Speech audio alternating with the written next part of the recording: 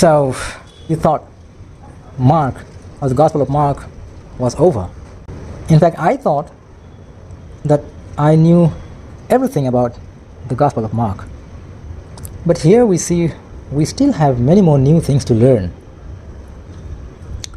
This week's lesson is entitled Miracles Around the Lake. Miracles around the lake. And you know which lake it is referring to. It is referring to the Sea of Galilee. The Sea of Galilee, which our lesson says, is 8 miles wide, 13 miles long. It is the largest body of water in the area, and it was center of life for people living nearby. It's like a center of business. Now here we are going to see what miracles Jesus performed around the Sea of Galilee. We will see how Jesus calmed a storm, how Jesus cast out demons. We will also see how Jesus heals a woman who simply touches the hem of his clothes. We are also going to see how Jesus raises a dead girl and about his preaching mission. So on Sunday's lesson, we study the book of Mark chapter 4 verses 35 to 41. What happens in this story? Here we see the teachings about Jesus. I was just thinking to myself, what if your children woke up in the morning and asked their mom, Mama, can I go see Jesus? Can I go and meet Jesus? Wow, it's such a beautiful and lovely thing. Here we see Jesus just gotten out from the boat. He had been busy teaching and preaching and healing and was very tired. So he wanted to spend a little time away from the crowd. And they get into a boat. Jesus immediately falls asleep on the boat's cushion. And then there arises a storm, a great storm, where the waters are almost spilling into the boat. And the boat is about to sink. The disciples are dead, scared. They wake him up. Master, don't you care that we perish? Jesus just wakes up and he commands the storm to cease. Now let's understand one thing here.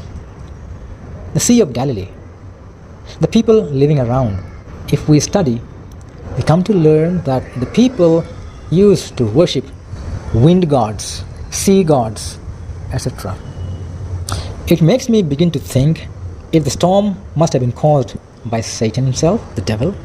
And nevertheless, we see the power of Jesus, the mighty power of Jesus. Just by his command, he calms the storm. That means Jesus prevails. His words are mightier than the mightiest storm, than the highest waves. The disciples begin to wonder, who is this man? What manner of a man is he? Even the wind and the storms obey his voice. He is the Messiah. And what more proof do we need that Jesus is the Son of God, that Jesus is God himself? Jesus can cast the demons out. Jesus can heal the sick. Jesus can raise the dead. So Jesus is the God over death. He's the Lord over sicknesses and problems. He is the Lord over the demons. The demons will have to bow down and worship him. He's God above all gods. He is the Lord himself. Now we move to Monday's lesson. Can you hear a whisper above a shout? Here is a little story from the book of Mark chapter 5 verses 1 to 20. Jesus has just gone across the sea, and the next morning he arrives at the shore on the other side. And there, as he arrives at the Gadarenes the next morning, the history records that a demon-possessed man comes running to Jesus, breaking away from all his constraints. He had been living in the tombs. He used to cut himself. He used to hurt himself. He used to injure himself. He used to bring injury to his own body. Now, bringing injury to our own body is sin. Our body is the temple of God. We are not supposed to harm our bodies.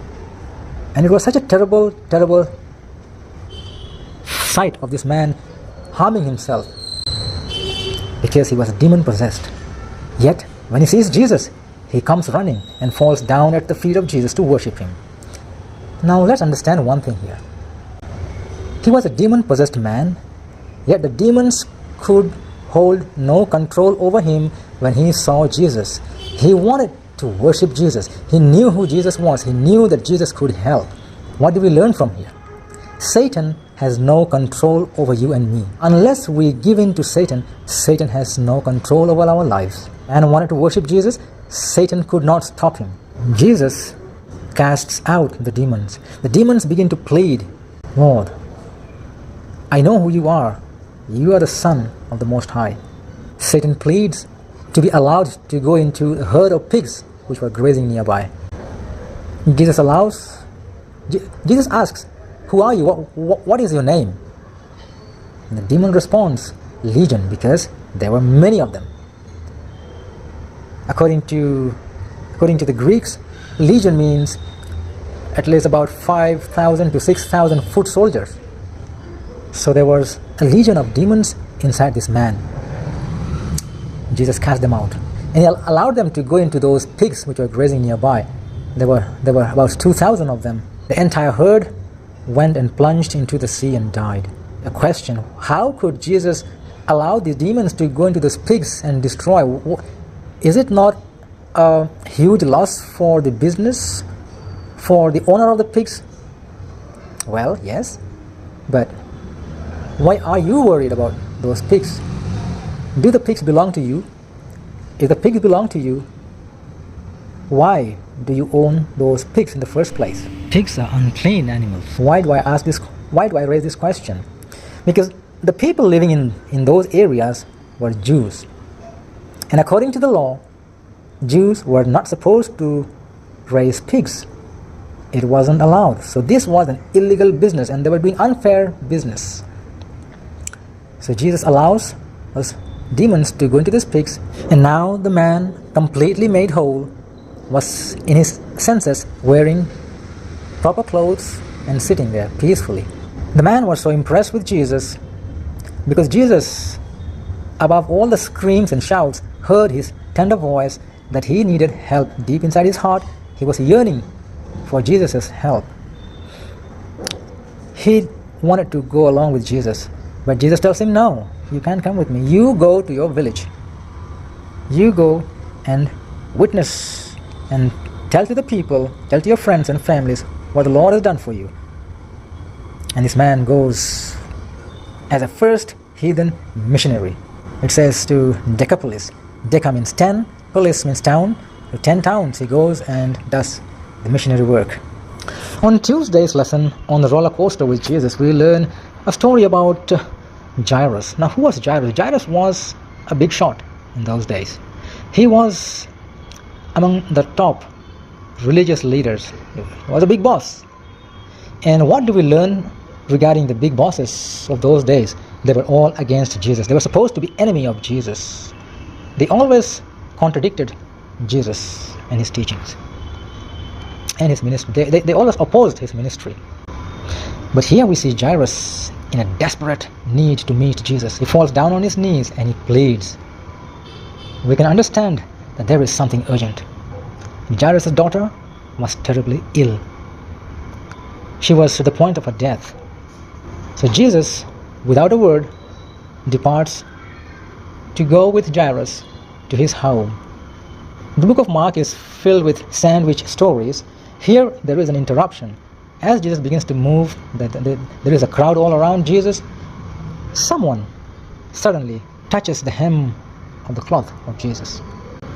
She was a woman who had been experiencing terrible years of sickness, 12 years of sickness, bleeding sickness. By the very touch at the hem of Jesus' cloth, this woman gets healed. He turns to her and says, "Woman, my daughter, your faith has made you well." And then Jesus continues with Jairus to go to his home. Jesus asks the crowd to wait outside while Jesus takes his disciples, his close disciples, Peter, James, and John, and the Father, walks inside. He raises the dead girl back to life, says, "Talitha koum," meaning to say, "Little girl, get up." Little girl wakes up. She is back to life. He then asks his parents to give the girl a little food to eat. Now here is the question. Why did Jesus ask the parents to give some food? If Jesus could raise a girl from dead? Can't he also feed the girl, or can't he also give her the strength, the energy that she requires? Here is a lesson for us. Can you or I give life to someone? Can you or I heal someone? The obvious answer is no. So Jesus does that part which we can't do, raising someone from dead, healing someone from sickness. But we have a little duty to perform, a small duty to perform, that is, to give food. And that is why Jesus asks the parents to give the girl some food to eat. We move on to Wednesday's lesson, rejection and reception. Mark chapter 6, verses 1 to 6. Why did Jesus' hometown people reject him? By his own people, they were offended and surprised at the success of Jesus as a teacher and as a healer. They knew him, he was a carpenter's son. Probably they must have thought, this boy, he made my chair and table. I know him. How can he be my master? How can I accept him as my teacher? How can he be the Messiah? These people were living with some preconceived notions about the Messiah. So they could not understand, they could not comprehend who Jesus was. Moving on to Thursday's lesson, a different kind of Messiah. Yes, Jesus was a different kind of Messiah. After the disciples returned from their mission, they go with Jesus to a remote area on the eastern shore of the Sea of Galilee to rest. But there is no respite. A large crowd begins to follow him. They need Jesus, they want to listen to Jesus. The crowd could never have enough of Jesus. And now, in the evening, the disciples ask Jesus to send the crowd away to find some food.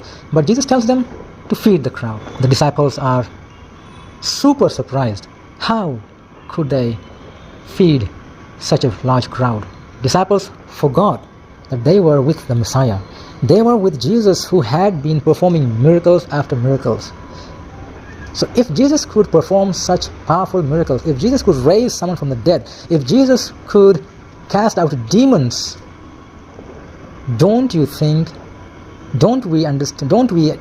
Jesus could also feed the crowd? The disciples forgot about the power of Jesus. They get these 5 loaves of bread. How did they get these 5 loaves of bread? When the little boy asked his mom, Mama, can I go and meet Jesus? Mother must have said, sure boy, but perhaps I'll pack you some tiffin. You can eat for your lunch.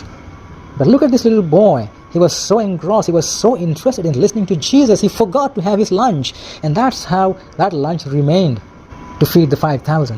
What do we learn from here? It was just 5 loaves of bread and 2 fish. I don't think it was a big size bread. There must have been small size bread for one person to feed his stomach.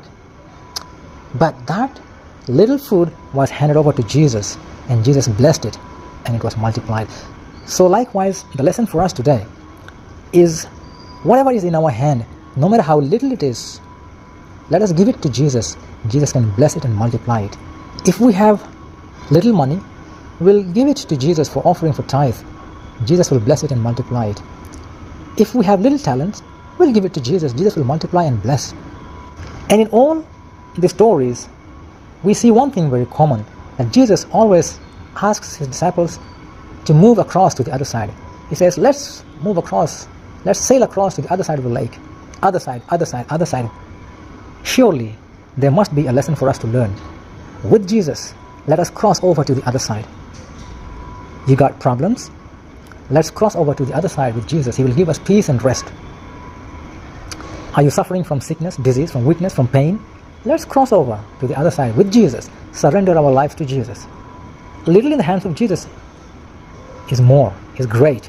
So Jesus, the Messiah, the King of our lives, can liberate us, can give us peace, can give us strength. Amen.